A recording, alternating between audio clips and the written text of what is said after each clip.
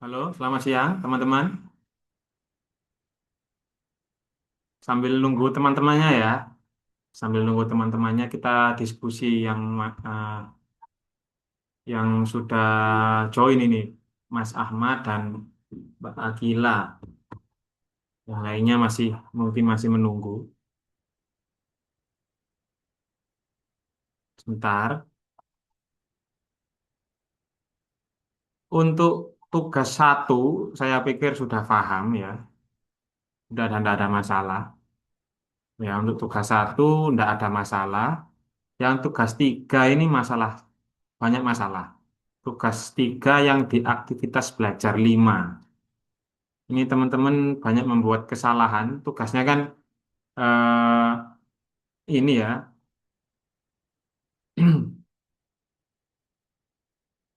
membuat ini lah. Saya bacakan lagi. Membuat rangkuman, intinya ya, membuat rangkuman sama membuat kutipan. Dua ini. Dan rata-rata teman-teman masih salah membuat kutipan yang tidak langsung, eh, yang langsung. Yang salah itu yang kutipan yang langsung.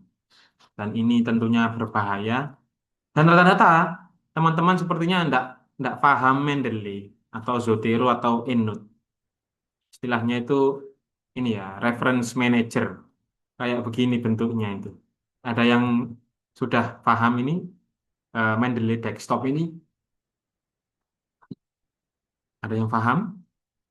Mas Ahmad Bari atau Mbak Akilah ini? Sambil nunggu teman-temannya ya. Dan berbahaya. Kutipannya berbahaya. Saya kok tadi ini siapa ya tadi?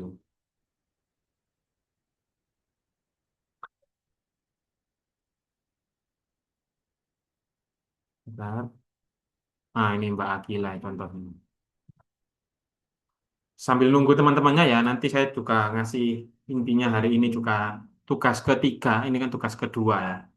Tugas ketiga nanti saya juga jelaskan.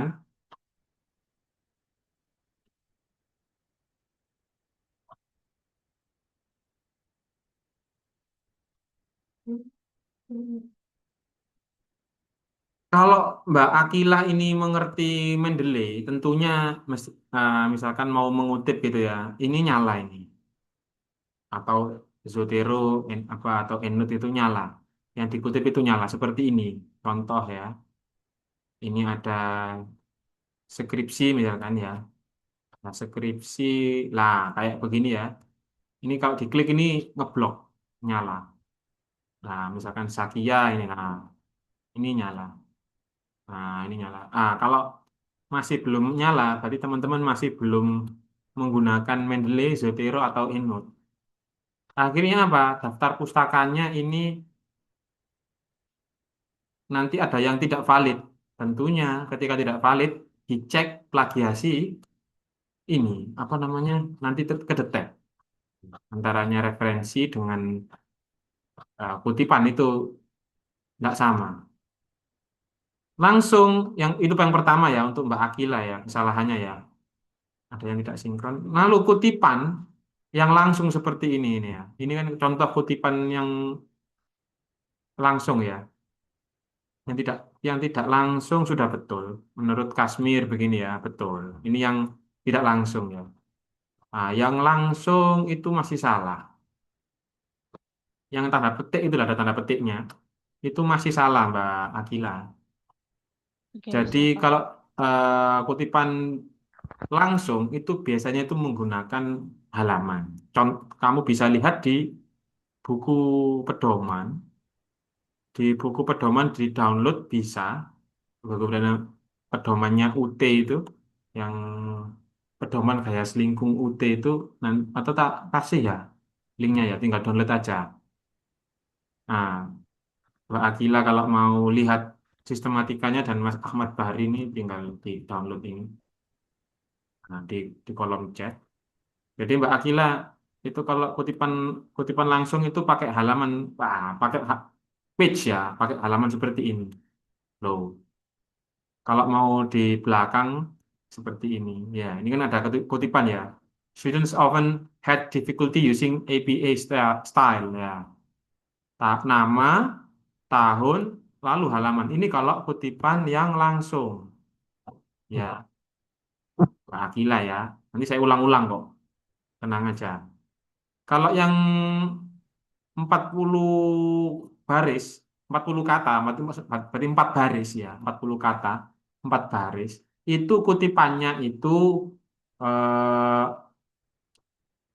paragraf tersendiri, jaraknya itu 6 karakter dari tepi kiri, dan spasinya 1,5. Contoh seperti ini. Nah, ini kan paragrafnya di sini ya. Harusnya kan paragrafnya kan di sini.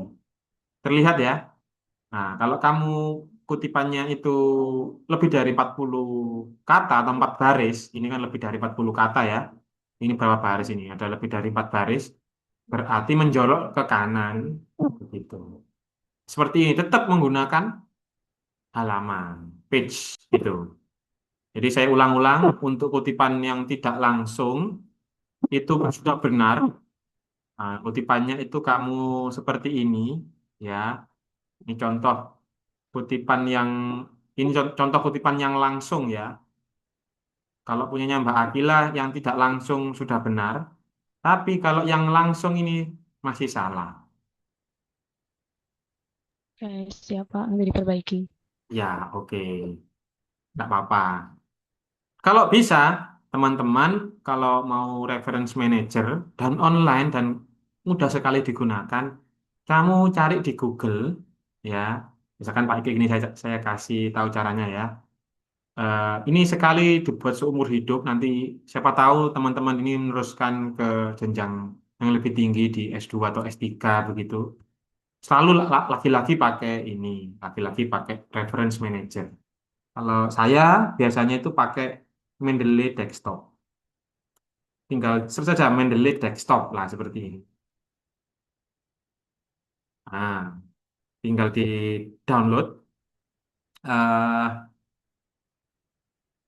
Nanti itu teman-teman cari yang lebih lama saja karena yang terbaru biasanya nggak support ya yang seperti ini yang versi 1.19.3.3 ini kalau teman-teman pakai Mac ya download yang Mac kalau Windows ya yang download yang Windows kalau Linux ya ini yang Linux ya kayaknya Windows saja ya nah tinggal di download aja nanti kalau sudah di-download terus masuk akunnya pakai akun Elsevier buat akun dulu ya.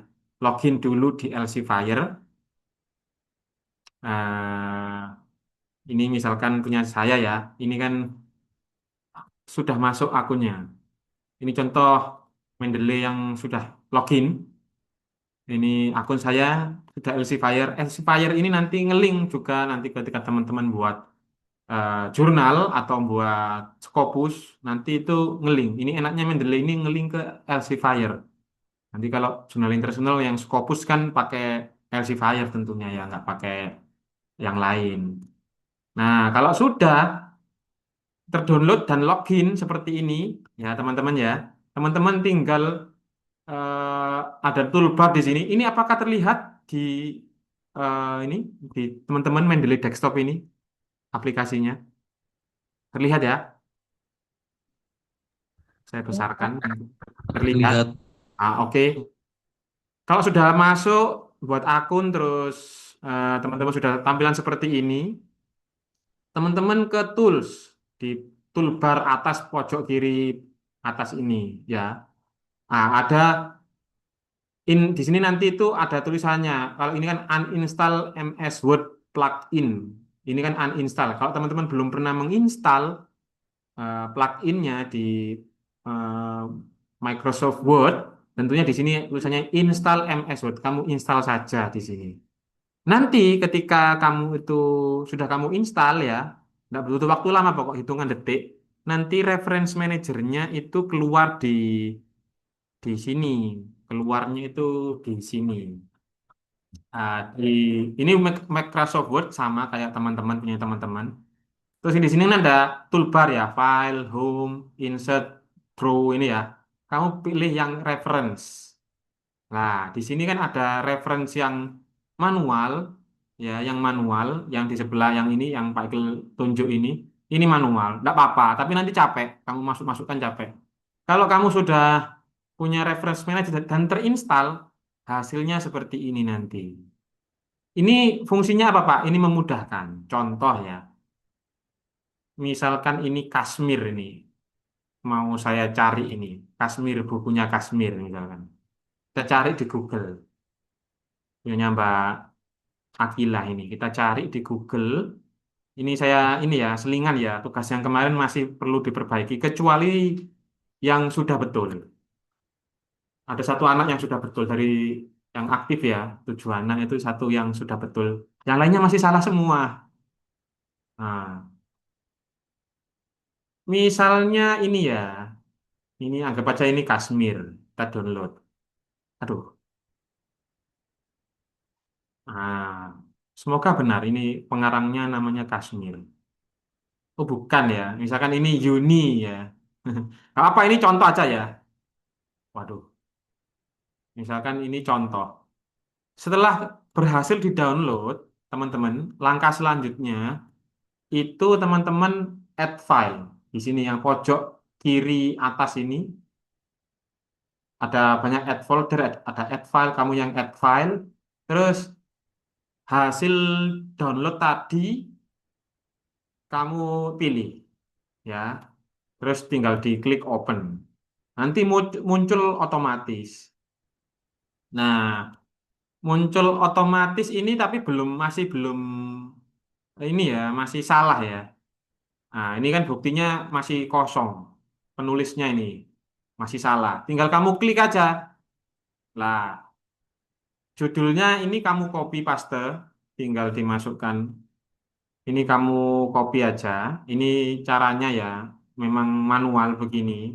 Tapi kalau sudah betul jurnalnya biasanya langsung otomatis. Tinggal copy paste taruh di sini.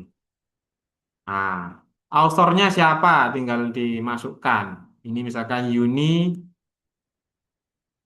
Rusmawati DJ, tinggal Ctrl V, Enter. Ya, terus sama siapa ini? Bariska ini ya, Bariska, tinggal ditulis lagi, dimasukkan, Ctrl V, Enter. Nanti dengan sendirinya akan, ini kayaknya DJ ini nggak usah ini ya, tapi nggak apa, memang namanya DJ. Terus halamannya sudah betul, dicek aja ya, tahunnya 2018. Di, biasanya kalau jurnal bagus itu langsung keluar. Jurnalnya kalau bisa ada linknya juga ya. Ada apa namanya DOI. Kalau ada DOI-nya, DOI-nya dimasukkan. Kalau di sini karena tidak ada, kita kembali ke ini ya linknya ya. Ini copy aja di sini, masukkan ke Mendeley. Ini penting karena nanti di bibliografi link ini akan muncul ya. Tapi sepertinya ini linknya kayaknya masih kurang valid. Apakah ada yang lagi yang namanya Kashmir ya? Menurut Kashmir ini kayaknya lah, ini kan kadang-kadang kan kita nggak nemukan Kashmir 2024. Nah, ini kan berbahaya. Nah, ini nanti ngeling juga kan loh, lihat teman-teman. Nah, kalau kamu buatnya skripsinya ngawur ini berbahaya. Nanti kena mendelay, kena Turnitin sama Authenticate nanti ini dipikir plagiasi. Ceknya juga plagiasinya AI juga teman-teman ya, hati-hati sekali. Yang ngecek bukan Pak Iqlil itu sistem. Teman-teman harap hati-hati untuk nanti buat tugasnya, jangan sampai plagiasi. Lah ini sudah ini. Kalau sudah dimasukkan tadi kita kembali ke tugasnya Mbak Akila. Tadi kan Kashmir begini ya. Ini misalkan kita ganti ya, Kashmirnya diganti tadi siapa? Saya lupa. Tapi intinya begini. Caranya masukkannya begini. Ini kan sudah kembali ke Word. Saya ajari sekali aja.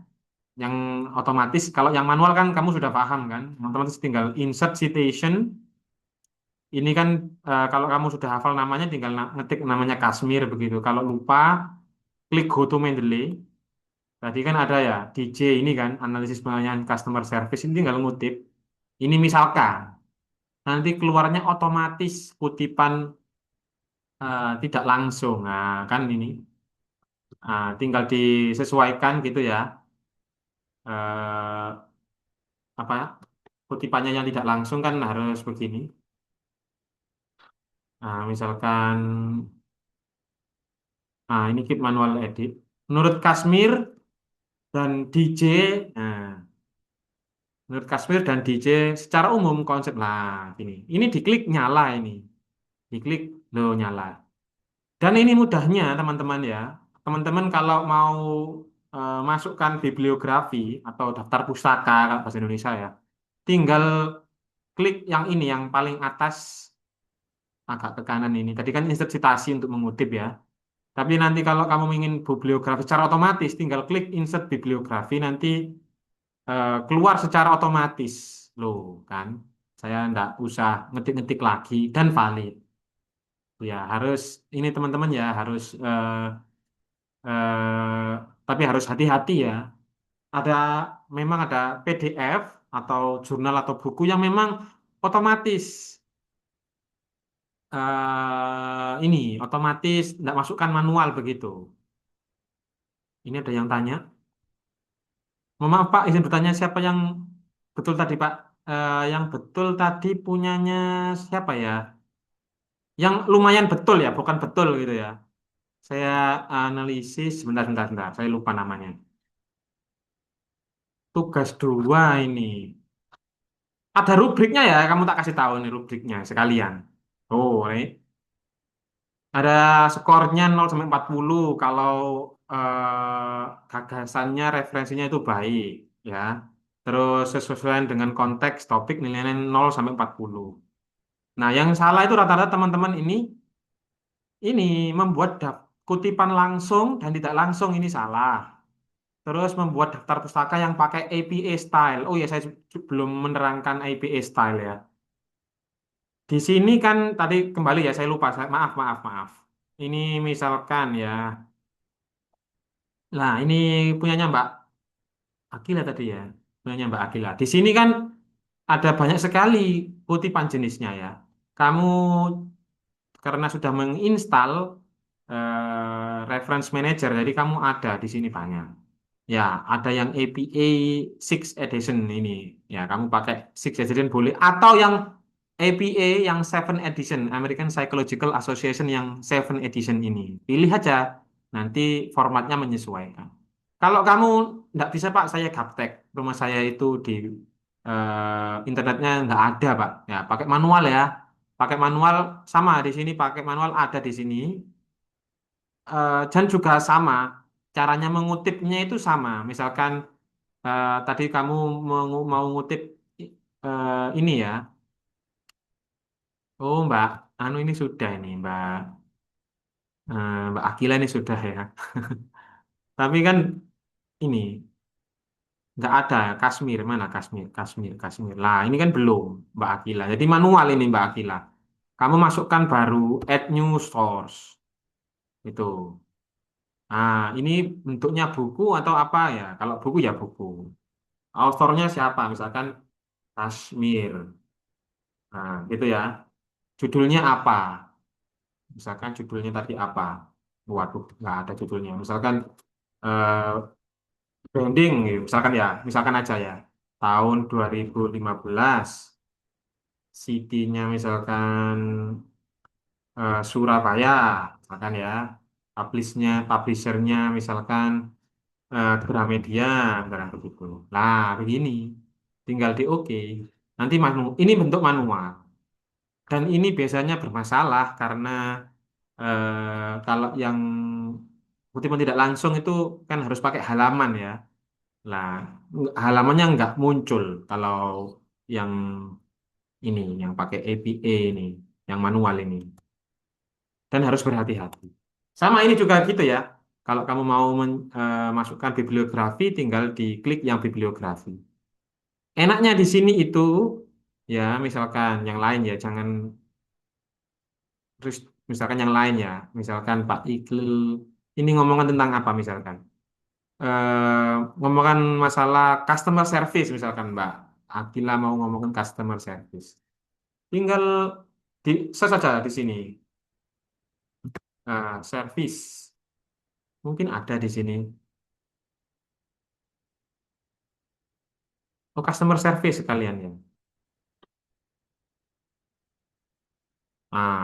Cuma satu, satu aja. Atau yang lain ya, yang lain misalkan yang selain ini. Yang selain ini misalkan kamu mau bahas apa ini? Komunikasi gitu ya, tentang apa ini? Ini kan misalkan enggak ada ya. Ini kan tentang komunikasi yang effective communication. Tinggal nambahkan kutipan kan di sini. Nah, tinggal search saja communication. Nah, di sini ada language and communication punyanya James Paul Key. Tinggal diketik, klik, tinggal dimasukkan. Nah, ini kan keluar. Tinggal diedit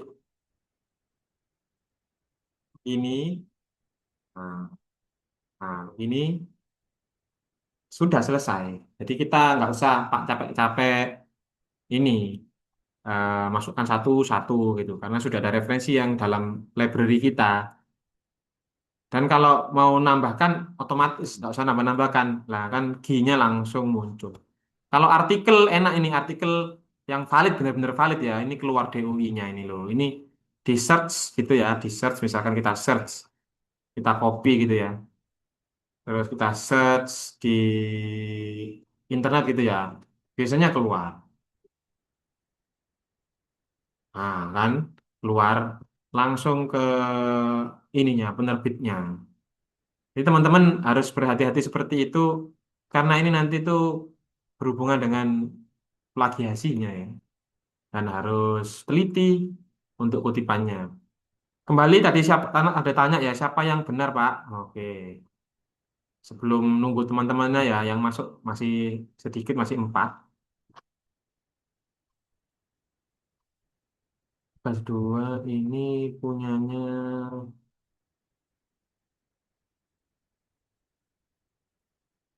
punyanya Helmi, Mas Helmi yang benar. Nilainya sudah 80-an. 89. Alhamdulillah. Ada tak Mas Helmi di sini? Ada ya. Hadir, Pak. Oke, ya, sudah betul Mas Helmi kamu. Heeh. Lumayan, lumayan, lumayan. Aduh, aduh, aduh, aduh, aduh. Oke. Ini tugas 2 ya, yang pokoknya yang kerjakan intinya sudah lulus, cuman kan ada nilainya, ada apa? Nanti diakumulasi jadi tugas akhir. Nah, harus hati-hati dalam nanti direvisi masih ada waktu kah ya? Coba saya lihat ini terakhir kapan ya ini ya? Saya kok enggak ini, enggak ngeh tugasnya tugas 2 ini terakhir kapan ya? 11 Mei hari ini ya, jam 3 pre-midnight. Ya, tinggal 1 menit lagi ya. Ini bisa saya perpanjang kalau ada yang apa mau ngirim ulang nggak apa-apa. Diperpanjang bisa ini. Saya perpanjang aja kasihan teman-teman ya. Ada yang mau merevisi kah? Jangan-jangan ada yang mau merevisi.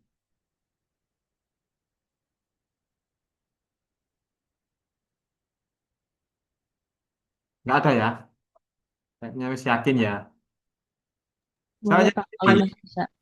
teman-teman ini ada yang salah, yang tidak langsung. Maaf, yang langsung ini ini eh, bermasalah ya. Ada yang belum menunjukkan ini halaman. Semuanya itu sebenarnya teman-teman ada ya, bisa baca sendiri di bukunya ini, di buku Pedoman Gaya Selingkuh UT Final ini. Linknya sudah saya kasihkan ke grup. Saya kasihkan di kolom chat. Yang tidak langsung sudah betul, tapi jarang kok yang tidak langsung. Yang langsung ini karena biasanya itu teman-teman pakai yang tidak langsung nggak apa. Kalau terapannya mungkin nggak apa-apa. Mungkin bisa nanti. Yang penting paham. Nanti saya revisi nilainya. Eh, yang penting teman-teman paham. Itu untuk mata kuliah hari ini untuk yang kemarin tugas-tugas. Lah, ada yang ditanyakan sebelum kita materi intinya, ini kan tadi kan merevisi teman-teman ya. Yang lain agak kurang benar ya, agak kurang benar, tapi sudah sesuai. Nah, agak kurang sesuai, tolong dibetulkan. Tapi cukup itu saja juga sudah cukup. Misalkan teman-teman malas untuk merevisi, cukup, cukup. Lah, kalau ada pertanyaan, sebelum ini ya, sebelum saya materi, ada tugas 3, teman-teman, untuk 2 minggu ke depan. Dibuka hari ini, tanggal 11 Mei sampai tanggal 25 Mei dari 2 minggu lagi. Kemarin kan hanya meresum artikel sama buku ya. Sekarang ini masuk ke draft sistematika proposal, draft proposal. Jadi teman-teman saya nanti hari ini materinya sesuai dengan tugas 3 ini. Teman-teman harus sudah sesuai proposal. Kemarin masih main-main ya, masih bisa kita toleransi. Kalau sekarang harus sudah benar ya. Sekarang harus tugasnya juga harus betul, jangan sampai salah. Ah, tentang apa? Rumusan capaian pembelajarannya itu mahasiswa diharapkan mampu menjelaskan sistematika proposal. Loh, tugasnya kok ini? Oh, tugasnya ini loh, unggah draft proposal. Tugasnya itu loh ini loh. Nanti draft proposal teman-teman kayaknya belum ada yang mengunggah, masih kosong.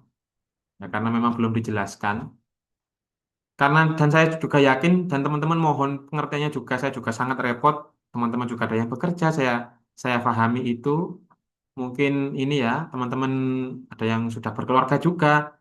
Saya pahami itu dan mohon, tapi teman-teman kita saling menghormati, kita kerjakan bersama-sama untuk tugas 3. Untuk tugas 3 kali ini sesuai dengan sistematika. Draftnya tentang apa saja sih? Draft sistematika penulisannya itu kita lihat di pedoman. Bentar ya. Loh, ini contoh referensi ini ya. Daftar pustaka ya. Ini kalau buku seperti ini. Kalau artikel itu pakai eh,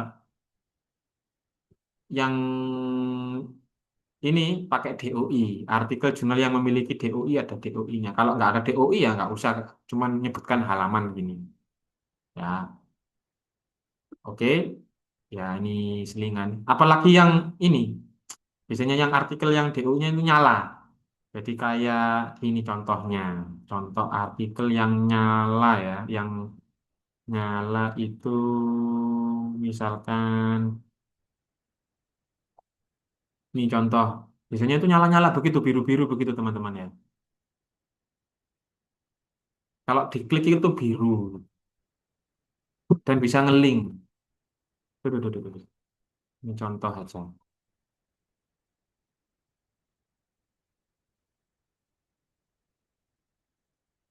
Sambil santai ya, sambil jangan terlalu terbebani. Tapi tetap kita tegas ya, harus dikerjakan tugasnya itu supaya lulus. Nah, mata kuliahnya kayak gini. Nah, misalkan begini ya. Ini ada referensi. Ini kalau kita enter nyala ini. Tuh, tuh, tuh.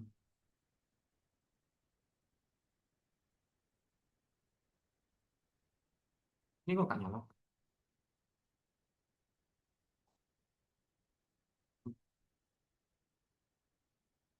Misalkan kita copy ya. Ini mungkin agak kita copy gitu. Cope and Calensis ini. Kita copy. Biasanya kalau kita enter itu dia nyala. Biasanya. Lah kan nyala. Seperti ini. Ini diklik kontrol, dikontrol klik kiri sudah bisa ngelink ke jurnal yang orang yang bersangkutan. Nah, sampai begini. Kalau teman-teman mau, lah kan bisa langsung kan. Karyanya Bilkup KH kan. Bilkup sama kayak, nah ini sama Kalansis M, sama Mary Kalensis ya kan. Nah, seperti itu teman-teman. Sampai seperti itu ya. Itu untuk kutipan. Kita kembali, kita fokus ke tugas 3, materi tugas 3. Hmm, di, di buku ini sudah lengkap dari artikel sampai tugas akhir. Ini apa ini? Sistematika penomoran. Sebentar, sebentar. Di daftar isi aja. Halaman berapa ya? Ilustrasi sistem penulisan penomoran. Penulisan referensi. Kutipan langsung, referensi, anotasi, makalah. Lah, ini. Tab halaman 18.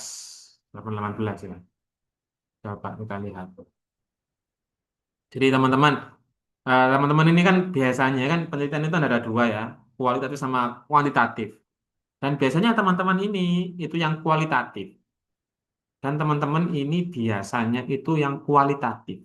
Karena kualitatif tentunya tidak sama dengan penelitian kuantitatif yang numerical data pakai SPSS atau pakai data analisis yang lain. Untuk itu, teman-teman, instrumen dalam metodologi itu harus kuat, ya. Paradigma penelitian itu harus sesuai dengan apa yang nanti ketika teman-teman lakukan di lapangan itu harus sesuai. Kalau tidak, nanti akan mengalami kesulitan dalam analisis data. Nah, hari ini kita akan ini ya, halaman 18 ini nanti semoga dia betul.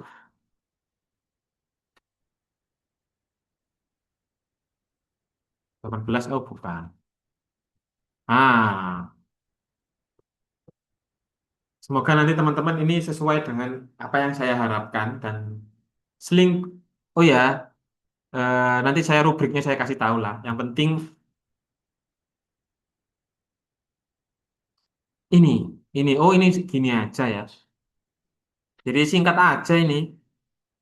Halaman ada abstrak. Ini kalau belum ada abstraknya nggak usah diisi ya. Nggak usah halaman pengesahan, nggak usah halaman judul ya. Terus bab 1 ini juga masih sangat minim, 1, 2, 3. Nah, ini aja. Bab 1, 2, 3 ini aja. Teman-teman untuk mata kuliah metodologi penelitian itu ngerahkannya draftnya itu cuman bab 1 pendahuluan, tinjauan pustaka, metode penelitian dan kerangka pemilu. Tapi di bab 1 ini pendahuluan nanti ada ininya, spesifikasinya. Ya, di bawah ini. Sebentar, ini saya jelaskan sedikit nanti praktek ya. Setelah praktek, terus eh, teman-teman kalau sudah punya makalah atau apa tugas akhir segera saja dikirim ke kolom chat nanti kita betulkan. Kayaknya perlu nggak ini ya saya jelaskan judul ini. Kemarin judul kan sudah saya jelaskan ya judul ya. Sudah ya kayaknya Nggak perlu, Pak. judul itu Dilanjut yang lain aja. mm-mm, judul itu yang penting itu teorinya sebenarnya dan objek yang akan diteliti, teori dan objek. Dan judul itu munculnya biasanya kalau saya itu belakangan. Kan teman-teman kan kalau di skripsi tugas akhir atau di artikel selalu disuruh munculkan gap penelitian. Ya, kalau S1 itu gap penelitian, kalau S2, S3 itu biasanya dituntut novelty atau kebaharuan. Bedanya apa toh, Pak? Bedanya itu begini. Ini saya ulang-ulang ya dari teman-teman.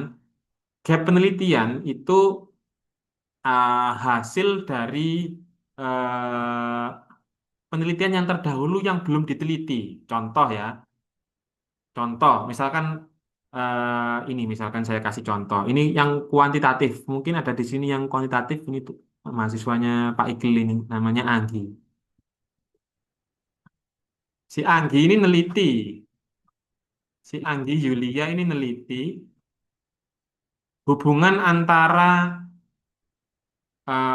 writing anxiety ya, ini ya, dengan writing ability among IFS students. Ini sudah betul. Jadi ini sudah ada landasan teoritis ya, fokusnya ke anxiety.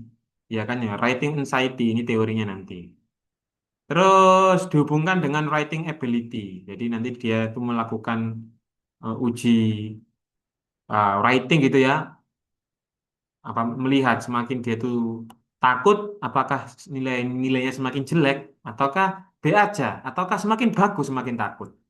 Objek yang diteliti EFL students, ya kan? Jadi yang teorinya sudah ada, terus objeknya ada, sudah menjadi sudah menjadi syarat utama sebuah judul. Kalau belum, berarti nggak boleh, masih salah. Nanti karena apa? Nanti di bab 2 tentunya akan kesulitan kalau nggak ada teorinya. Contoh ya, writing anxiety. Jadi ini kan bab 1, misalkan ya. Ini terus kalau yang ini chapter 2 biasanya itu literature review ya. Bab 2-nya itu kajian pustaka. Tergantung selingkungnya ya. Berarti Mbak Andri Yulia ini harus menekankan fokus. Tadinya nggak penting jangan dimasukkan teman-teman. Misalkan definisi writing itu bertele-tele. Mending ini ya fokus ke writing anxiety-nya. Oh nggak ini Mbak Andri Yulia ini? Ada tak kamu? Di mana? Halaman berapa kamu? Halaman nggak lulus ini kalau nggak ada. Ini. Jadi harusnya dia itu ngomongkan writing anxiety lah kan ada di sini. Dia fokus ke writing anxiety dan ini ada instrumen. Nanti itu masuk ke bab 3. Di ada namanya di sini ya Mbak Mbak berhubungan dengan judul ya. Writing anxiety nanti itu di bab 2 dia detailkan detail namanya Language Writing Anxiety Inventory SLWAI namanya. Benar? Nah, di SLWAI ini ada instrumen-instrumen yang membawai. Ini embrio teman-teman ya. Embrio jadi chapter bab 3, chapter 3 kamu metodologi. Nanti itu di bab 1 itu kan alasan kenapa kok menulis gitu ya. Ini saya gambaran umum aja. Terus bab 2 itu landasan teoritis. Teorinya itu kan jadi judul tadi itu loh, writing anxiety. Itu ada beberapa indikator. Ada satu, ada somatic anxiety, dua, ada cognitive anxiety, dan tiga, avoidance behavior. Nah, ini tiga alat ini nanti itu jadikan sebuah instrumen di bab 3. Hasilnya bagaimana Pak? Hasilnya nanti bab 3-nya. Ini berhubungan ya.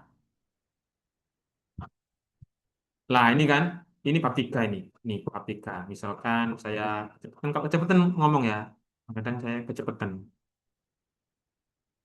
Bab 3-nya mana? Nah, ini. Ini contoh bab 3. Nanti ada namanya di bab 3 itu instrumen penelitian. Ini karena ini kuantitatif, kamu kan kualitatif ya. Ini sekilas yang kuan, ini kita bahas yang kuan dulu. Akhirnya apa? Kuan ini dia itu wajib punya instrumen. Instrumennya harus dimasukkan. Nah ini kan research instrumen. Ada 22 instrumen yang dikembangkan dari tiga tadi itu. Tiga somatic anxiety ada 7 soal. Jadi berarti angket nih. Cognitive anxiety ada 8 soal. Avoidance ada 7 soal. Begitu. Sama dengan yang kualitatif ya. Sama dengan yang kualitatif. Kualitatif ini misalkan kamu kan punyanya siapa ya? Ada contoh nggak ya di sini? Ada yang sudah selesai nggak ya? Biasanya kan pakai ini. Ada nggak ya? Sebentar ya. Mohon izin saya search. Saya kemarin sudah Pak berapa Helmi? Sudah Mas Hilmi? Ya sedikit-sedikit Pak. Nanti mohon koreksi. Iya.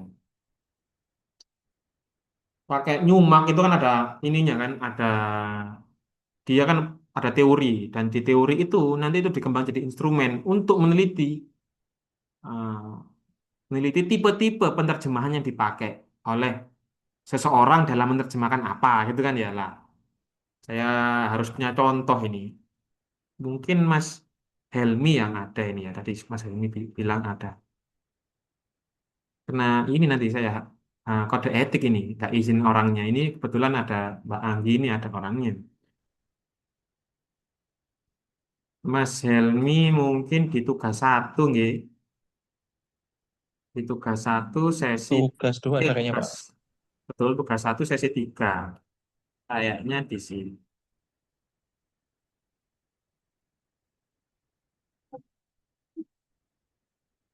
Ini yang aktif tujuh orang ya, 7 mahasiswa ya. Yang lainnya sudah saya hubungi.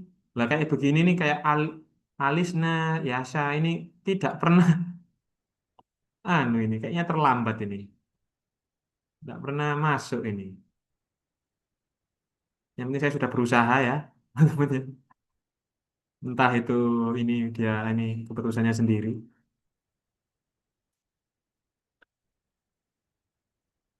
Bab 3. Tugas 3 ini memang ini ya. Nah, contoh ini. Yang setelah ini Strategi Pak untuk yang penerjemahan. metode. Oh, yang kemarin itu ya Mas Hilmi ya betul-betul. Berarti dia kamu pakai jelas ini ya.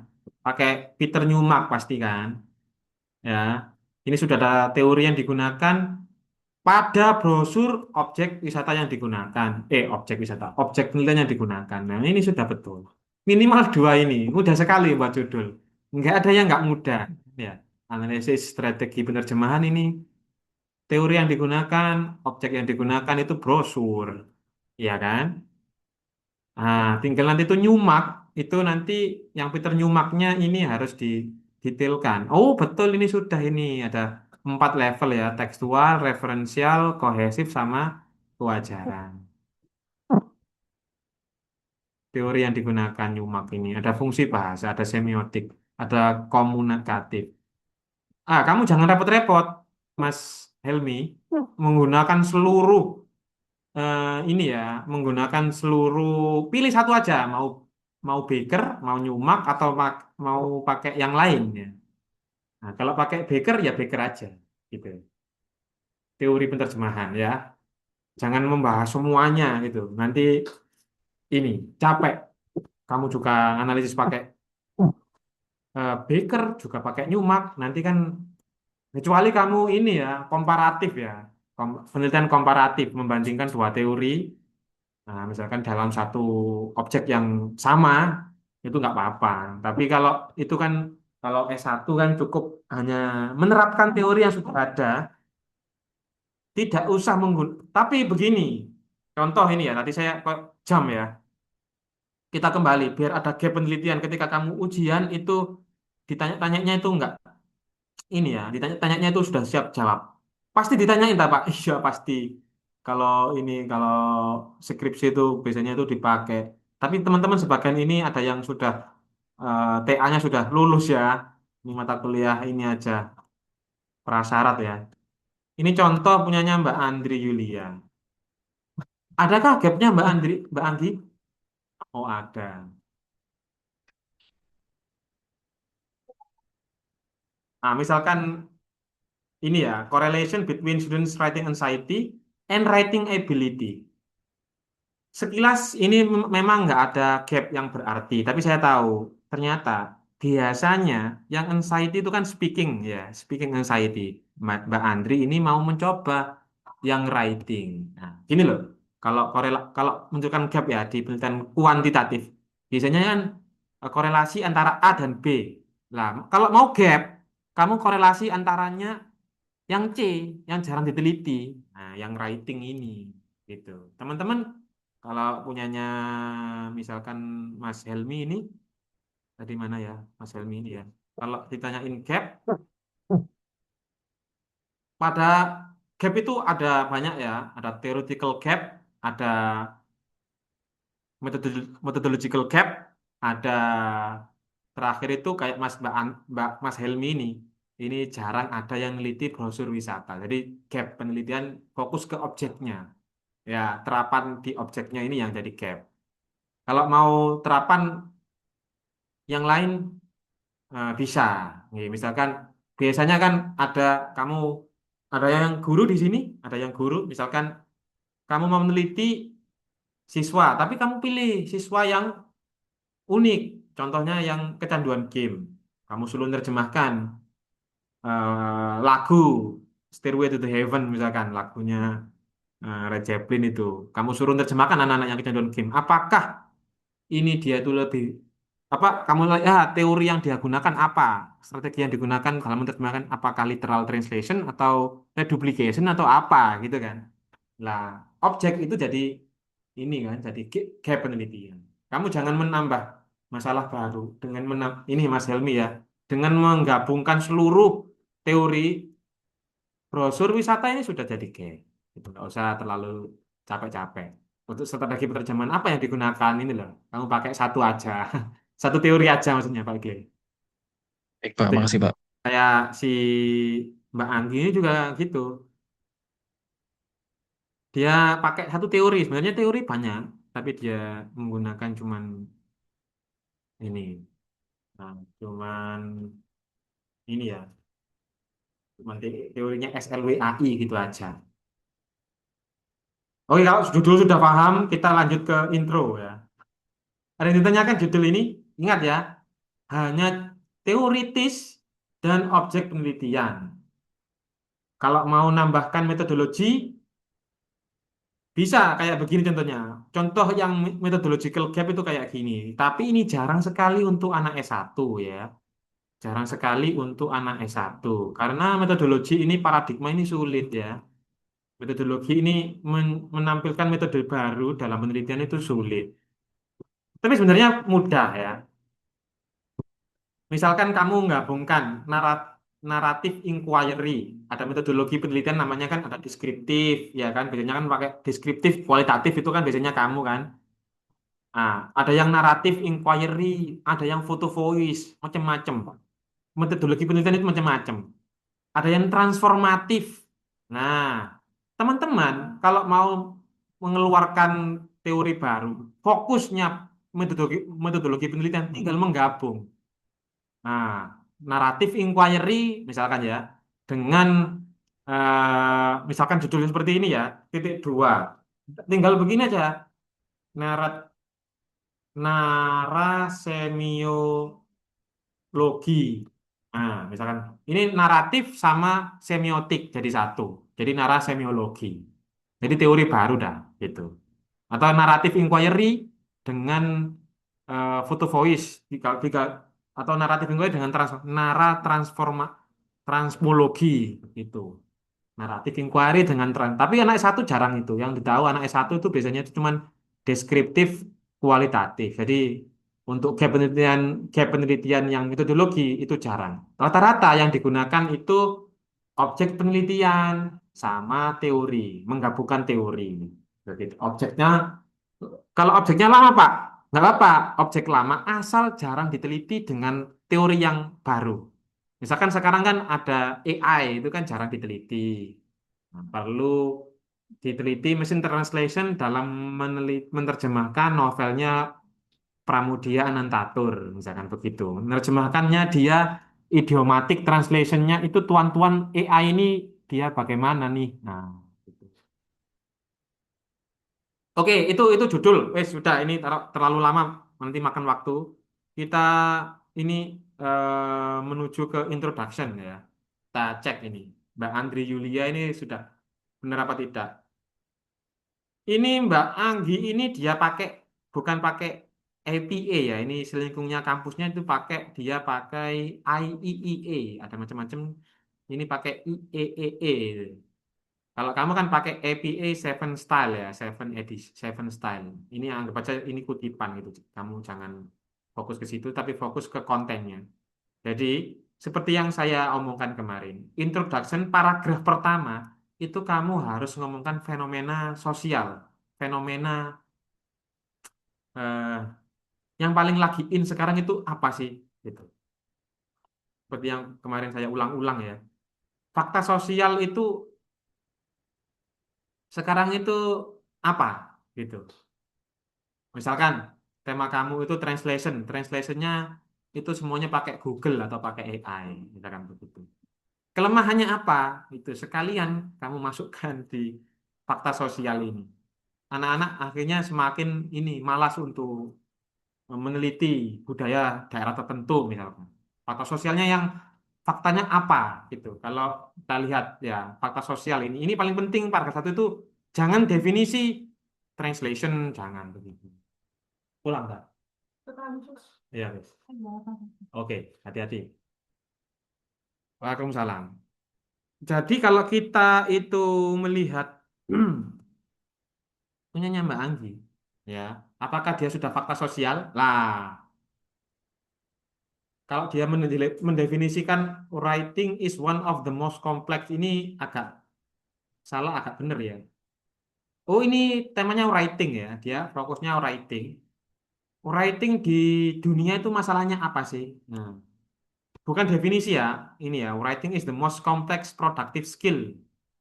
Nah, ini bukan definisi, sudah betul. Pokoknya jangan definisi. Definisi itu nanti bab chapter 2. Nanti saya mau per template-nya, kok template-nya, apa namanya, draft-nya, itu kamu per paragraf ya, ngomongan apa, misalkan baik di paragraf satu, nanti itu biar enak. Nah, kayak gini, ini kamu tinggal masukkan gitu ya, paragraf satu tentang apa. Ini ingat ya, kemarin kan ada rumus dari saya PREC. PREC itu induk kalimat, terus alasannya apa, example-nya apa, terus conclusion.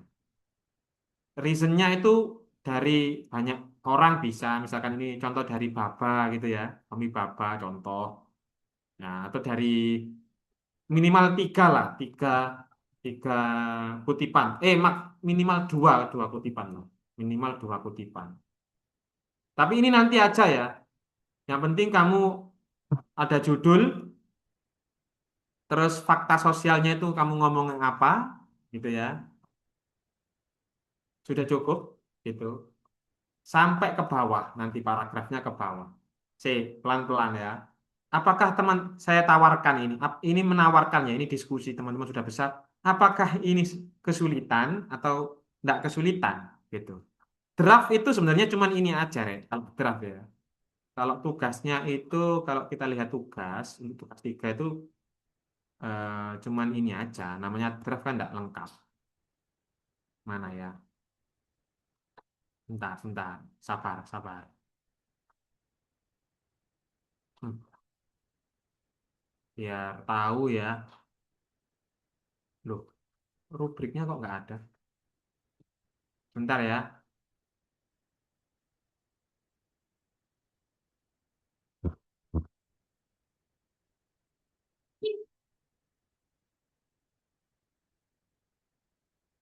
Harusnya ada ini.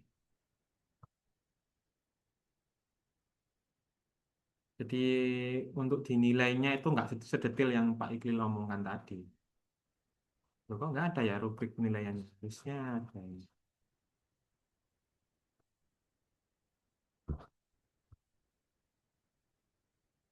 Nah, belum ada yang ngerjakan. Bentar, bentar, bentar, bentar. Saya kok ngeblank. Oke, pelan-pelan. Sambil saya cari ya rubrik untuk penilaian saya. Ada yang ditanyakan?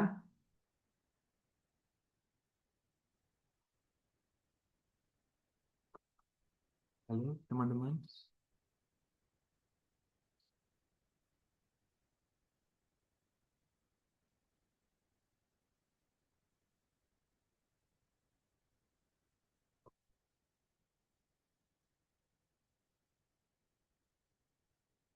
Apa ini? Apa ini? Bentar, bentar, bentar, sabar.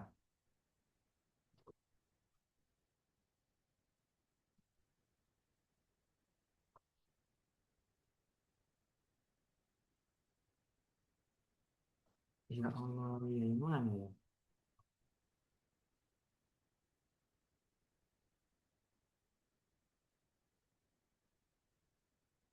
Harusnya di sistematika penulisan proposal ini.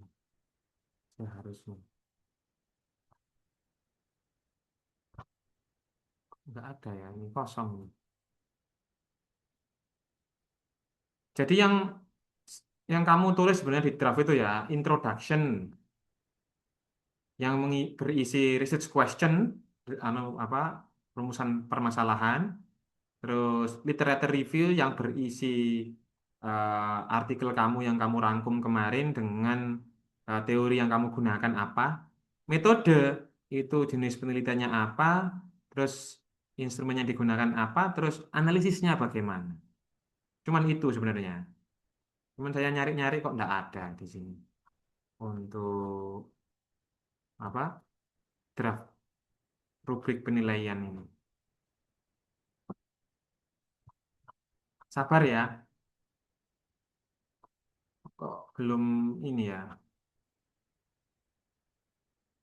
belum ada jelas begitu.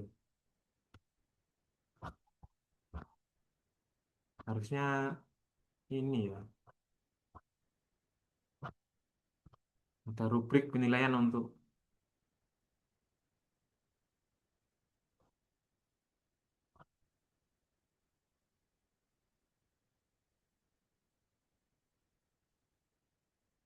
mm, iya ini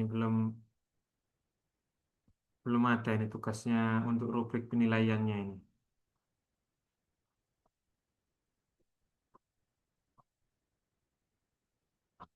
Berarti ya kita nganut ini aja ya, sementara ya. Judul dulu, nanti judul harus ada. Nah, setelah judul, abstrak ini nggak harus ada, kata kunci nggak harus ada karena belum selesai, hanya eh, ini aja, hanya syarat aja kan nanti. Yang penting ini latar belakang, wajib ada ini latar belakang, judul latar belakang. Nah, apa yang nanti saya nilai mungkin sama kayak ini mungkin ya. Yang nilai itu fakta yang ada di penelitian sebelumnya, fakta sosial atau fakta dari penelitian-penelitian yang sebelumnya tentang materi kamu, maksudnya itu teori yang kamu gunakan itu seberapa penting sih gitu. Misalkan punyanya tadi itu eh, punyanya Mas Helmi ya, punyanya Mas Helmi misalkan tadi itu apa Mas Helmi kamu? Tentang penerjemahan ya sama brosur. Ini kira-kira apa yang terbaru sekarang? Masalahnya apa? Tuh. Jadi fakta sosial atau fakta teoritis, fakta-fakta yang sudah diketahui dari penelitian-penelitian yang sebelumnya itu apa? Di dalam latar belakang itu masukkan. Terus nomor dua, teori yang ada atau standar yang keilmuannya berkaitan dengan topik yang diteliti. Jadi sama ya, fakta-fakta yang sudah diketahui, tapi bedanya ini memang sudah saya rangkum di sini sebenarnya. Jadi yang pertama itu kan fakta literatur. Jadi yang sudah diketahui dan apa yang belum diketahui. Nah, kamu tinggal masukkan di sini. Nggak usah novelty tapi gap aja. Terus, oh ini yang paragraf 2 ya. Tadi kan fakta sosial. Yang pertama kan fakta sosial. Tadi fakta tentang misalkan translation yang sekarang itu ada fakta apa yang berhubungan dengan penelitian kamu. Terus yang kedua fakta literatur, fakta teoritis yang sudah ada itu dari artikel-artikel yang sudah kamu rangkum itu intinya tentang apa gapnya. Yang belum diteliti, jarang diteliti itu apa yang jarang diteliti. Kamu harus ngomong. Terus setelah itu tujuan penulisan sama ya kayak tadi itu di selingkung eh, juga harus memuat tujuan penulisan. Tujuan penulisan memuat apa saja ini di sini dilihat. Tujuan ini memuat rumusan tujuan berhubungan dengan pertanyaan. Jadi misalkan rumusan masalahnya ingin mengetahui strategi penerjemahan yang digunakan dalam brosur itu. Nah, berarti eh, tujuannya itu misalkan apa, adakah Mas Helmi ini research questionnya? Belum ya? Oh ya, belum. Oh sudah ini. Rumusan masalah itu satu kalimat aja ini. Lah ini jangan anu berbahaya.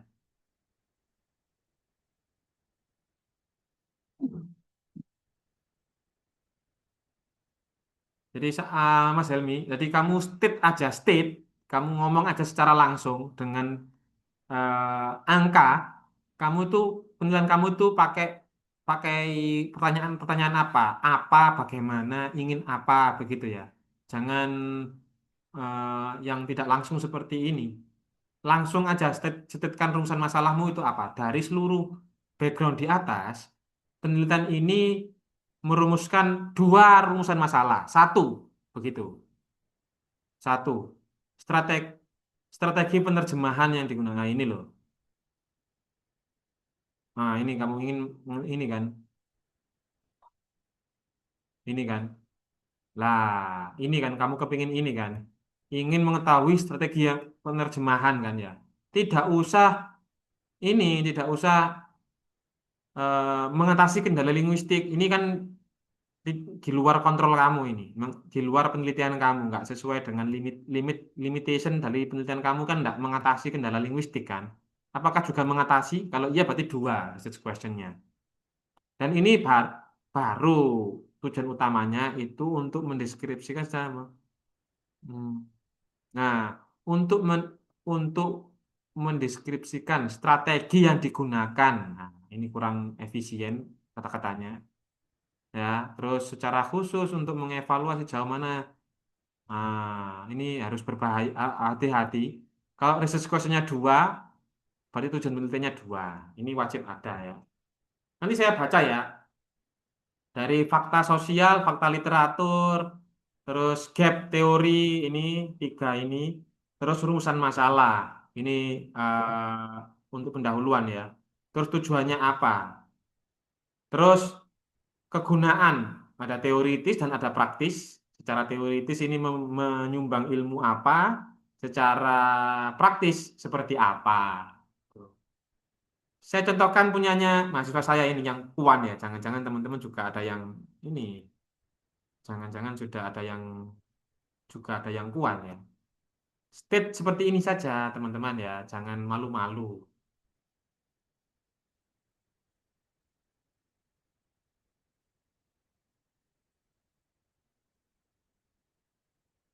Lah, ini contoh punyanya Mbak Anggi ini ada penelitian banyak sekali. Dia ngomong sebelum research question. Ternyata gapnya itu di sini loh. Ya kan? Kamu yang penting ada gapnya ini. Kalau belum ada gapnya belum muncul, nilainya kurang nanti. Ah, ini karena ini ya harus state langsung. Lah ini loh kayak seperti ini.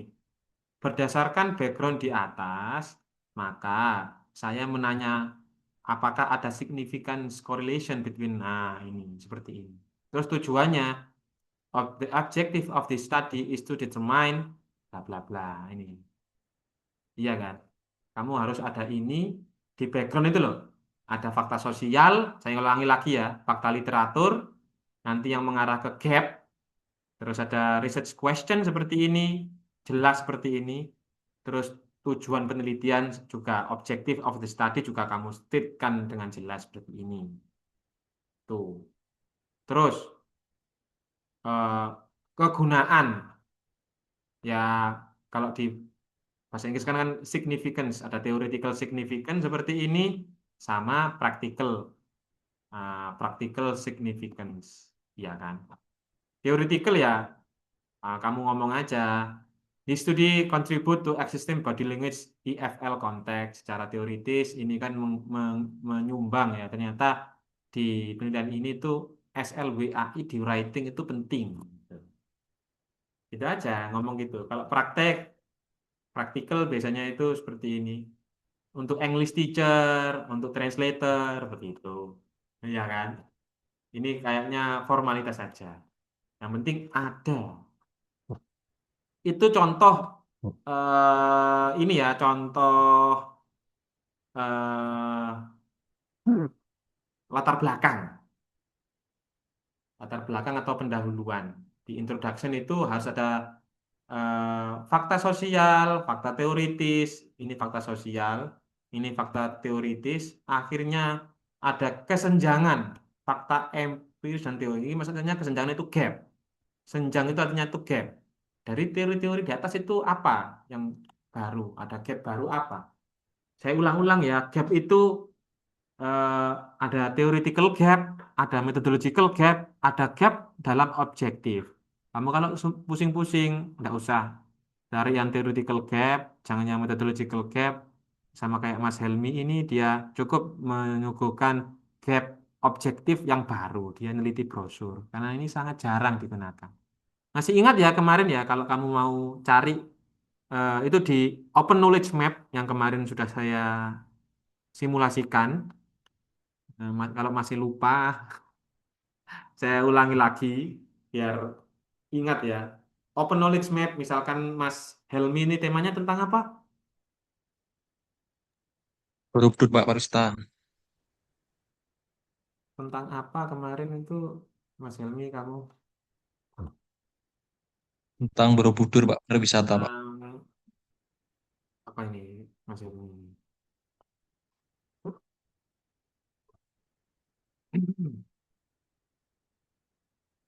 Strategi penerjemah. Pakai bahasa Indonesia dulu Pak, nggak apa-apa Pak. Nggak apa-apa. Nanti kalau sudah fix pakai bahasa Inggris, kamu kan jurusannya kan sastra Inggris ya. Jangan pakai bahasa Indonesia kalau bisa. Sementara pakai bahasa Indonesia dulu nggak apa-apa.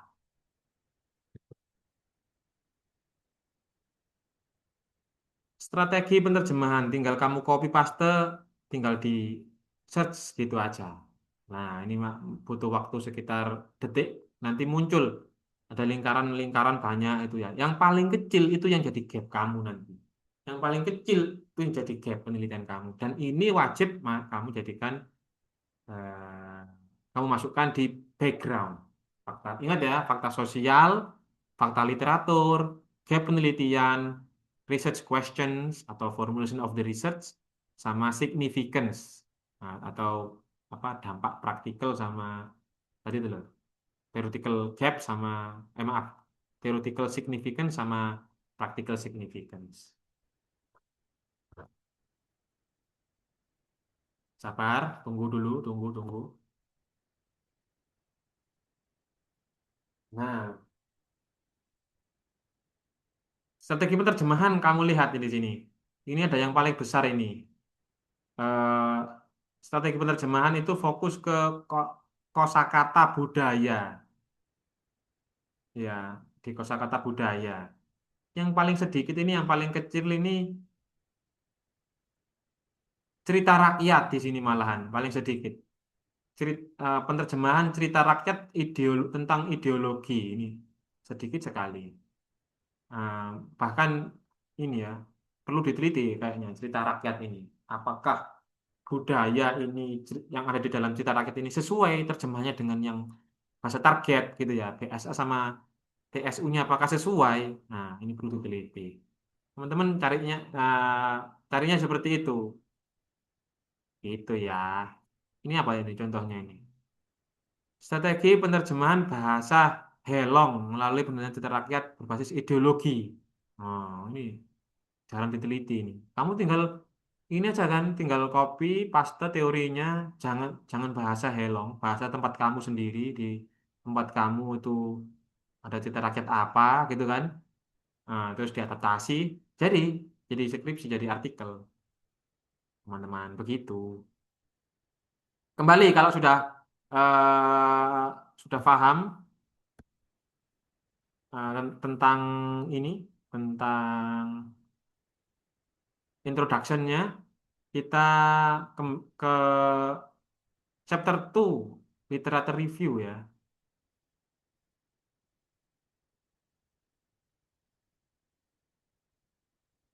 Kalau pendahuluan sudah paham bab satu, kita ada pertanyaan, teman-teman? Bab satu, nanti saya nilainya di itu ya.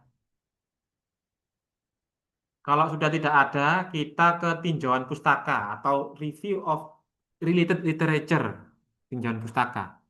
Tinjauan pustaka ini memuat empat, tapi kamu kalau kualitatif cuman tiga cukup. Ya, jadi ada kajian pustaka, kerangka berpikir atau kerangka teoritis, dan definisi operasional. Ya, jadi ada tiga. Kalau kamu itu kuantitatif pakai hipotesis, tapi kayak seperti punyanya Anggi Julia mahasiswa saya itu. Teman-teman kalau nggak ada statistical datanya cukup tiga saja cukup. Ini aja. Kajian pustaka, kerangka berpikir atau kerangka teoritis, dan yang terakhir definisi operasional.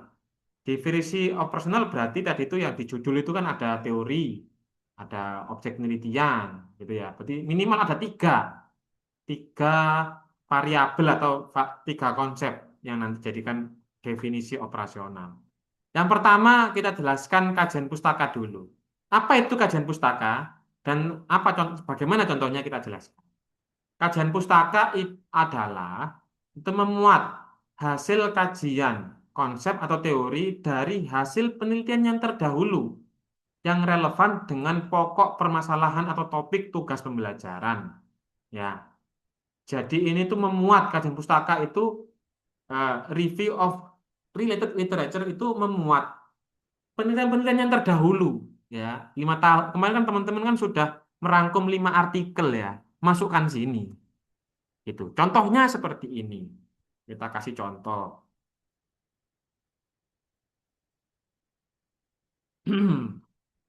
Misalkan ini chapter 2 lah. Ini ada penelitian, misalkan eh, di review of atau literature review ya. Dia langsung ngomongkan a study conducted by Janu Putra, bla bla bla. Hasilnya itu seperti ini. Metode yang digunakan ini. Ini kan seperti rangkuman kamu kemarin kan. Hasilnya seperti ini. Gitu. Minimal 5 kan? Nah, ini juga 5 sama ini kayaknya. Pertama Janu. Ini juga Janu. Oh, ini kesimpulannya ini disimpulkan. Mungkin ini untuk ada gapnya ya. Terus kedua Li. Nah,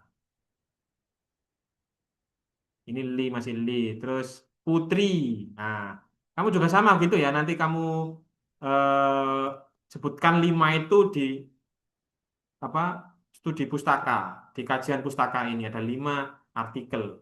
Dan kamu harus kasih di akhir paragraf itu, di akhir sendiri itu penelitian kamu dengan penelitian yang terdahulu itu beda mananya gitu. Yang kamu teliti itu yang beda itu gapnya itu yang di mana gitu.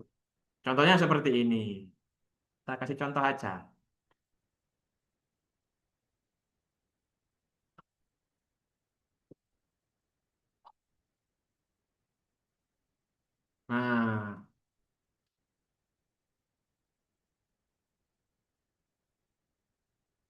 Nah, ini penting ini. Kamu harus menunjuk satu paragraf cukup ya. Dari seluruh atau 5 preview study ya ada no, none of the previous study has specifically examined writing anxiety in relation to report writing text. Nah, ini satu kalimat ini sudah jadi kayak penelitian dan ini wajib ada. Setelah kamu menyebutkan seluruh 5 artikel yang sudah kamu rangkum kemarin, judulnya apa, penulisnya siapa, metode yang digunakan apa, hasilnya apa, kamu juga wajib menyantumkan yang terakhir itu gap penelitian. Dari seluruh gap-gap itu kamu tuh dari seluruh previous tadi itu kamu itu gapnya apa? Itu harus berpikir. Ya, oke. Setelah kajian pustaka paham, kita ke kerangka berpikir atau kerangka teoritis. Apa itu kerangka teoritis? Theoretical framework kalau bahasa Inggrisnya ya. Merupakan model konseptual atau teoritik yang didasarkan pada hasil kajian pustaka dan hasil penelitian yang terdahulu yang terkait dengan faktor-faktor yang telah diidentifikasi sebagai masalah yang penting. Nah, kerangka berpikir disajikan dalam bentuk visual, bagan, dan diuraikan. Nah, dari teori-teori, tadi misalkan dari seluruh teori itu, akhirnya kan muncul namanya ini apa namanya? Tadi itu kajian conceptual framework. Nah, conceptual framework itu biasanya itu berbentuk bagan ya, berbentuk ada garis alur begitu. Cuman saya tidak apa-apa karena kamu masih draft, ngomong seperti ini aja. Dari seluruh penelitian yang di atas ada 5 itu, semuanya menggunakan teorinya, misalkan Newmark ya, ada 4. Kalau ini sama kalau ini kan ada 3 ya, anxiety, ada somatic, ada writing cognitive anxiety, sama ada avoidance behavior. Lah itu, ini namanya sudah masuk ke ini conceptual framework. Tapi kayaknya lebih bagus itu pakai ini ya, pakai bagan ya, pakai garis ini enggak ada ya. Harusnya itu dia itu pakai garis ini loh. garis-garisnya gitu loh, konseptual itu. Contohnya itu di mana ya? Saya nyari ini, waduh. Tapi nggak ada, sementara nggak ada nggak apa-apa. Yang penting kan eh, dari penelitian-penelitian di atas dan kamu rangkum, sudah kamu rangkum, itu ada kerangka berpikir.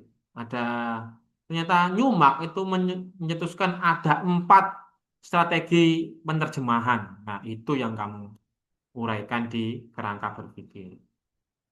Dan yang terakhir, definisi operasional ini key terms ya. Kalau Mbak Mas Helmi tadi berarti contohnya berarti kalau topiknya itu strategi penerjemahan pertama jadi variabel kata kunci kan strategi penerjemahan. Kalau punyanya eh, yang kuantitatif punyanya siapa ini? Punyanya si Anggi ini. Berarti kata kuncinya kan tadi itu kan writing, anxiety, terus objeknya itu kan IFL. Lah, ini jadi kan kata apa nanti dijelaskan. Writing, anxiety, IFL sama apa? Satunya. Harus minimal 3 soalnya. Oh, jenisnya report text ya. Dia report text, writing anxiety, terus IFL learner sama report text. Kalau teman-teman apa? Wah, ini bingung ini. Misalkan punyanya kamu ini ya. Strategi penerjemahan satu. Ini objeknya ya. Brosur pariwisata Borobudur. Coba sih ini tugasnya apakah sudah ada ini. Ini Mas Helmi ini sudah benar. Coba lihat. Kalau ada masalah. Apa? Nah, ini belum ini. Kata kuncinya itu minimal 3 soalnya. Dan kata kunci itu nggak buat pantas-pantasan aja ya, nggak copy paste aja. Itu eh, dibuat untuk di rumusan masalah, di tinjauan pustaka. Nanti dijelaskan di tinjauan pustaka. Sebenarnya kalau di template sudah saya kasih ya. Literature review itu keyword satu. Itu biasanya itu kan kamu definisikan di keyword itu. Definisinya apa? Setelah kamu definisikan, di keyword satu itu tipologi, bentuk, format, kategorisasi, terus strateginya kan macam-macam ada banyak, ada konsep ya. Itu kamu jelaskan. Terus konsep 2 keyword 2 konsep 3 keyword 3 gitu. Sudah tinggal masuk-masukkan aja kalau mau. Nah, cukup. Baru metode. Nah, metode ini. Untuk ini apa? eh Literatur review itu cukup. Hanya berbentuk. Kalau hipotesis nggak perlu ya, karena kamu rata-rata ini nggak pakai hipotesis, bukan penelitian kuantitatif, bukan seorang guru. Jadi nggak perlu, cukup kajian pustaka, kerangka berpikir, sama definisi operasional. Dan ini minimal 3, ya, jangan 2. Nah, makanya biasanya kan teman-teman kan eh, kalau tadi itu, nah dia kan pakai penerjemahan lah, pakai ideologi pemerasingan gitu. Ada pakai lebih spesifik, pakai ada unsur budaya gitu. Dari strategi itu, lihatnya itu kalau sudah selesai memang. Setelah kamu analisis, misalkan punyanya Mas Helmi ini, misalkan ya rubrik-rubrik, kok rubrik, apa nanti namanya, brosur ya. Setelah kamu analisis semuanya sudah selesai. Nanti yang muncul yang paling dominan lah, itu kamu tambahkan. Strategi penerjemahan, misalkan reduplication, nah, misalkan begitu, ya kan? Misalkan pada brosur wisata Borobudur, nah, kamu lebih dalamkan di reduplikasi. Ya seperti itu teman-teman untuk literatur review. Terakhir ya, materi terakhir sebelum kita nanti bahas tugas 3 itu metode dan ini yang paling sulit, methods. Kerang draftnya itu apa saja sih metode ini? Ah, Ada berapa ini? Ada tujuh, delapan. Ada delapan draft yang harus kamu kumpulkan untuk tugas tiga. Yang pertama, desain penelitian. Yang kedua, lokasi penelitian. Kalau nggak ada lokasi, nggak perlu. Waktu penelitian, kalau nggak ada waktu penelitian, nggak perlu digunakan ya. Jadi langsung aja ke sumber data. Misalkan kamu analisis novel, nanti novelnya itu jadikan sumber data, pengarangnya siapa, kasih alasan. There are three reasons why I choose these novels. First, gitu ya. Misalkan dia itu novelnya yang bestseller, biasanya begitu. Atau kontroversial, atau eh, kenapa kamu milih ini karena ini jarang diteliti, gitu. Nah, nanti dalamnya itu. Terus fokus penelitian. Fokus kamu itu fokus yang apa? Oh, hanya strategi penerjemahan pakai nyumak aja, misalkan. Saya nggak pakai fokusnya itu atau pakai fokusnya itu penerjemah novelnya Bumi Manusia yang idiomatik saja atau fokus ke majas, idiomatik tuan-tuan, eh, diskurs tuan-tuan saja yang saya teliti, misalkan. Itu namanya fokus penelitian ya. Terus instrumennya yang kamu gunakan apa? Oh, instrumen saya menggunakan instrumen eh, kalau tadi kan pakai SLWAI ya, ada anxiety. Ya. Kalau kamu pakai Newmark, kamu spesifikasi penerjemahan Newmark jadikan instrumen. Terus langkah-langkah prosedur pengumpulan data. Ah, macam-macam ya caranya mengumpulkan data ya. Nanti dijelaskan. Kita dan terakhir ada teknik analisis data dan ini macam-macam juga. Yang paling populer itu spiral data analisis itu yang populer. Kita fokus ke desain penelitian. Desain penelitian kalau menurutnya buku panduannya UT ada tiga. Pertama, kualitatif, maaf ya, kuantitatif, ada yang eksperimental, ada correlation, ada komparatif, ada cause and effect. Yang nomor dua ada kualitatif, ada etnografi, kajian historis, studi kasus, survei, dan lain. Sebenarnya banyak, ada etnografi, ada autobiografi, ini bawahnya ini. Dan eksperimental ini juga jenisnya banyak ya. Ada yang pre-experimental research, ada yang true experimental research, ada quasi experimental research. Jenisnya banyak. Ada yang one shot case study. Nah, ini saya hafal ini. Teman-teman kalau waktunya longgar itu hubungi saya ya. Nanti saya kasih pelatihan. Misalkan teman-teman daerah Surabaya ini ada yang daerah Surabaya ya. Kita apa sewa villa gitu untuk Skopus atau untuk membuat skripsi bisa saya ajarkan. Biasanya saya sebegitu biasanya di apa area Surabaya itu ke ini ke tempat-tempat yang dingin. Yang terakhir selingan ya. Yang terakhir itu mixed method. Ya ada yang R&D Research and Development, ada yang Classroom Action Research ini. CAR. Ya, ini masuk ke mixed method, campuran antaranya kualitatif dan kuantitatif. Ya, lokasi kalau kamu novel ya nggak butuh lokasi ya. Kalau kamu tuh seorang guru, butuh lokasinya di mana, tempatnya mana, gitu ya. Kapan waktunya, terus berapa kali itu apa pakai treatmentnya kalau kamu tuh penelitian eksperimental, gitu. Sumber datanya dari mana? Kamu kalau kualitatif, kalau novel berarti novelnya itu siapa? Dari seluruh novelnya, misalkan novelnya Paulo Coelho, misalkan ya. eh, dari seluruh novel itu kamu milih novelnya Paulo Coelho yang The Winner Stand Alone. Nah, terus alasannya kenapa kamu kok milih novel itu dari seluruh novel itu loh? Kamu milih yang fokus yang itu loh. Alasannya kenapa? Detailkan gitu di fokus penelitian. Ya, yang terakhir instrumen. Ini instrumen itu benda dari ini ya. Kalau kamu itu wawancara, berarti angket itu dari teori sama. Tapi kamu kalau kualitatif, instrumennya itu peneliti sendiri. Jadi sebenarnya itu instrumennya itu peneliti sendiri, kamu sendiri. Tapi seorang seorang peneliti ya, kamu ini kan ya, kalau kualitatif itu boleh menggunakan alat bantu, namanya itu ini ya alat bantu, misalkan kolom.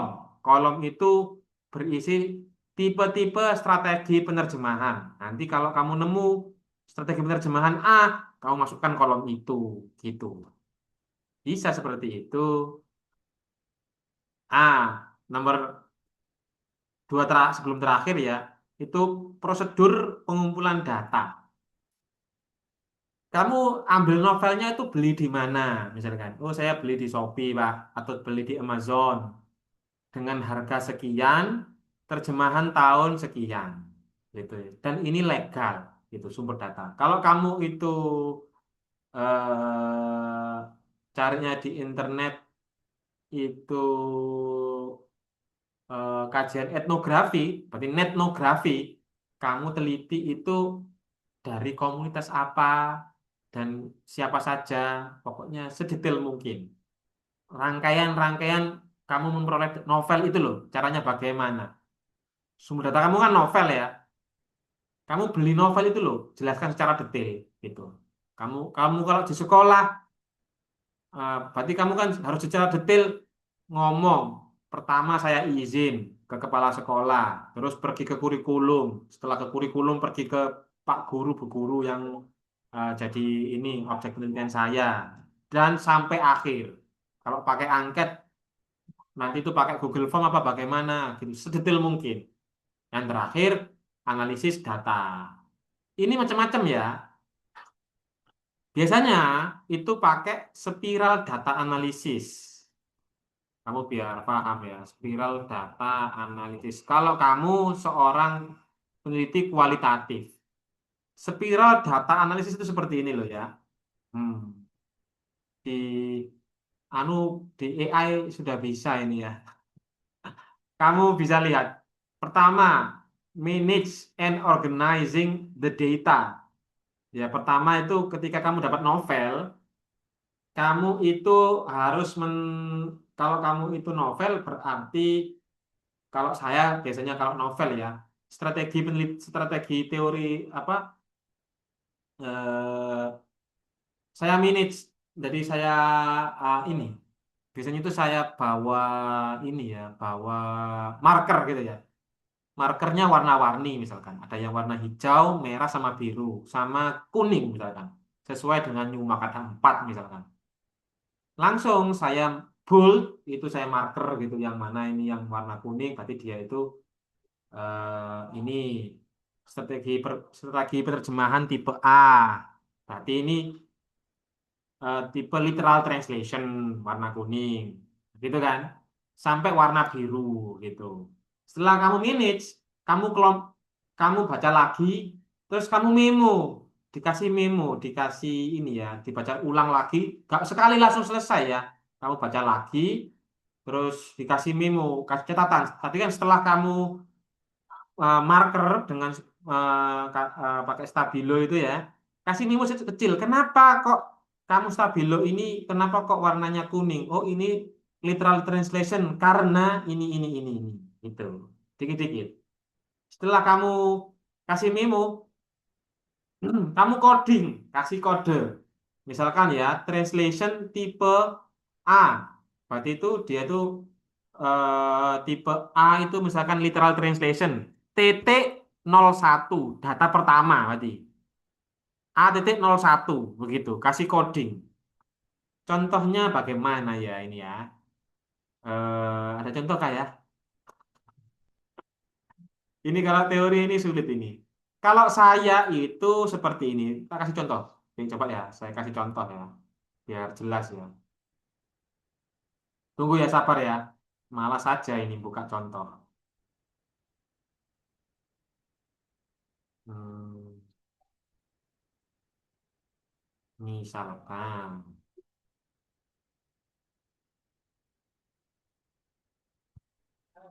Nah, ini misalkan contoh.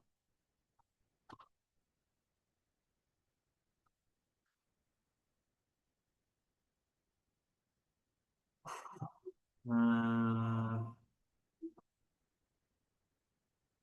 contohnya dikasih kode. Semoga ini ada contoh. Lah, ini betul ini teman-teman contohnya. Jadi, misalkan ada 4 strategi ya. Misalkan ini anggap aja kamu, kalau ini kan tematik coding. Ya, saya itu kan pakai tematik coding. Temanya yang pertama itu interconnectedness of known. Kodenya SP.1. Berarti SP ini adalah situated practice data satu. Gitu. Terus extraction node-nya. Tadi kan saya kasih memo ya. Memo itu saya masukkan sini memonya. Begitu teman-teman. Ini contoh ya, contoh eh, coding. Kalau kamu kan misalkan punyanya Nyumak, Nyumak itu literal translation, berarti kan LT.1 gitu, kasih kode. Setelah kamu kasih marker hijau, kuning, biru itu loh, kasih kode. Kode itu dikumpulkan dari satu, yang literal translation saja, yang apa reduplication saja, begitu teman-teman. Itu namanya tadi apa?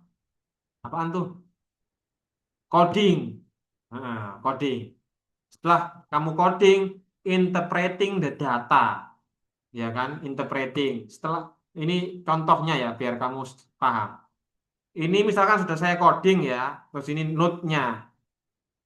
Akhirnya saya 4.1, ini kan tema tadi ya, tema tadi. Terus saya jelaskan, saya interpretasikan di sini. Saya interpretasikan. Kutipan saya tadi itu saya interpretasikan di sini. Maksudnya apa sih? Gitu. Gitu.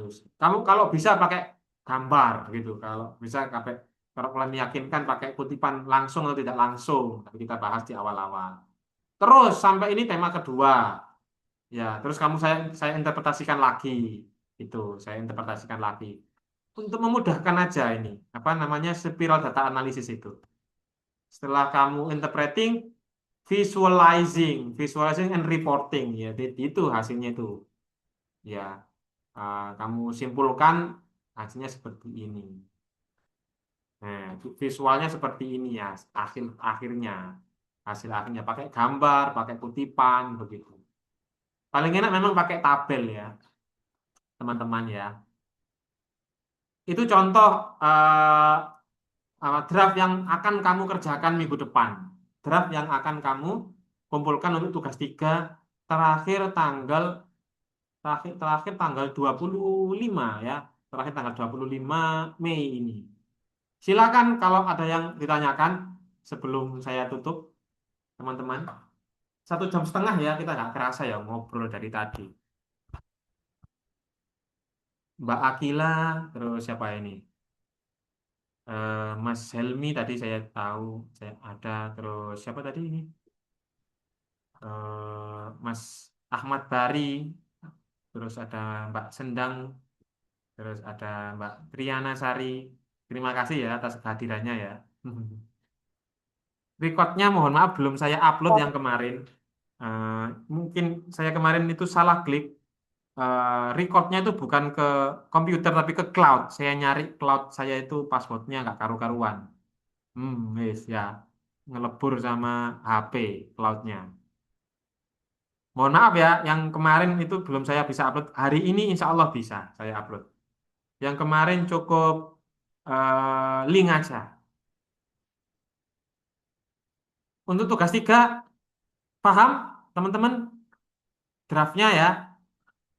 Intinya pokoknya kamu ini, kayaknya harus saya ini nih, saya materinya harus saya kasih ke kamu ini dari linknya ini. PDF-nya kayaknya sudah saya kasih kan ya. Halaman ini ya teman-teman ya. Di halaman tepatnya itu 23 yang baru datang, kamu download aja ini. PDF ini terus halaman 23. Itu tugas untuk minggu depan ya. Sampai bab 3 saja. Draft aja, jangan terlalu detail. Yang penting saya bisa menganalisis. Dan kalau bisa sebelum Senin ya, minggu depan ya, biar ada waktu jeda. Atau seminggu lagi, Senin lagi minggu depan, jam setengah 3 gitu, kamu syaratnya sudah ada yang ini ya, sudah ada yang mengumpulkan, biar nggak kenyelekean, biar apa sih orang Jawa, biar nggak terlalu dadak, tidak terlalu mendadak lah, biar ada nanti tindakan koreksinya, kamu biar nggak deadline, itu kayak sekarang ini kan terlalu dadak ya.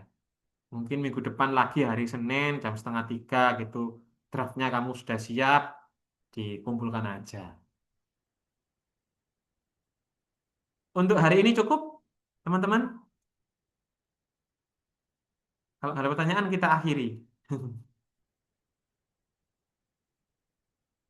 Untuk tugasnya teman-teman, eh, intinya ya, yang baru masuk ya, semuanya masih kurang baik, sudah benar tapi kurang kurang benar. Poinnya itu belum sempurna karena kutipan langsungnya masih salah. Kutipan langsung itu bentuknya itu pakai halaman, pakai page, pakai P gitu. Teman-teman banyak yang salah. Kalau langsungnya semuanya sudah benar. Kutipan langsung semuanya sudah benar. Hari ini cukup itu ya. Kita akhiri ya. Boleh ya. Ya, Bapak. Terima kasih. Terima kasih banyak. Halo teman-teman, gimana hari ini? Insya Allah udah cukup, Pak. Sudah cukup ini. Terima kasih Pak. Hmm, maaf, saya mute, kepencet mute. Gimana? Ulangi. Sudah cukup atau ada yang bertanya? Sudah Silakan. cukup, Bapak. Sudah cukup Oh, Pak. cukup. Terima kasih. Dari tadi Terima saya kok kasih. nggak dengar suara, makanya saya termute. Mohon maaf untuk hari. Bapak, itu tanya, Pak. Oh ya, tanya. Halo, Bapak. Ya, halo, halo, sudah terdengar. Mbak Triana. Ya, saya izin bertanya, Bapak. Ya, kan saya kan sudah selesai nih artikel dan Ya, juga sudah dipublish. Jadi oke. metode penelitiannya saya pakai yang artikel itu aja, Pak. Boleh. Ya, boleh. Ya, Pak ya. Boleh, kan masih Ya, berapa jam? makasih, Pak. Ya, boleh. Ya, Langsung. oke, Pak. Baik. Ya, terima kasih ya. Sudah bertanya, ada yang lain?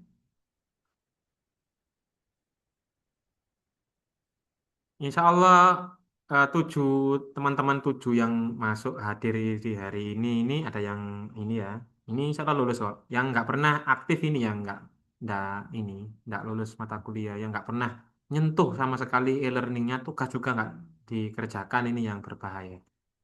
Mau saya ingatkan itu saya nggak punya nomor teleponnya, nomor WA-nya nggak tahu gitu ya. Untuk hari ini mungkin cukup, waktunya sudah sangat sore, kita akhiri. Semoga bermanfaat. Terima kasih kehadirannya ya. Assalamualaikum warahmatullahi wabarakatuh. Waalaikumsalam warahmatullahi Waalaikumsalam warahmatullahi wabarakatuh. wabarakatuh. Saya izin Terima kasih, end Pak. sama-sama end meeting dulu.